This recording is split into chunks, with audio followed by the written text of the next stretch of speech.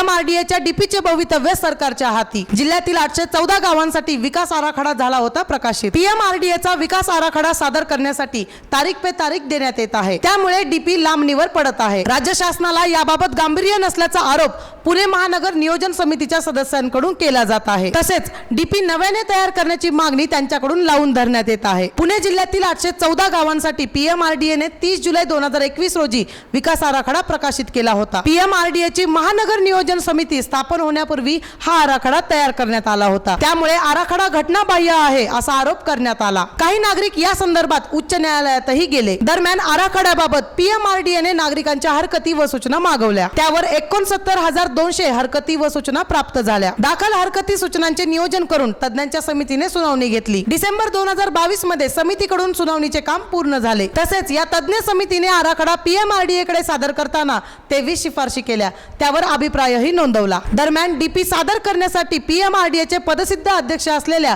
मुख्यमंत्र्यांची वेळ घेण्यात आली। मात्र मुख्यमंत्री एकनाथ शिंदे यांच्या व्यग्रतेमुळे यापूर्वी 4 वेळा या नियोजित बैठका रद्द झाल्या। राज्यात सध्या विधानसभा निवडणुकीचे वारे वाहत आहे। 2 ते 3 महिन्यात या निवडणुकीसाठी आचारसंहिता लागू होण्याची शक्यता आहे। त्यानंतर नवीन सरकार स्थापन होईल। डीपी बाबत नवीन सरकारची भूमिका काय असेल यावर डीपीचे भवितव्य ठरणार आहे। हाच डीपी मंजूर करण्यात येईल की तो रद्द करून नवीन डीपी तयार करण्यात येईल याबाबत चर्चा सुरू झाली आहे। सध्याचा डीपी घटनाबाह्य आहे, तो रद्द करून नव्याने डीपी तयार करण्याची आमची मागणी आहे। याबाबत आम्ही याचिका दाखल केली आहे, असे पुणे महानगर नियोजन समितीचे सदस्य वसंत भसे यांनी सांगितले।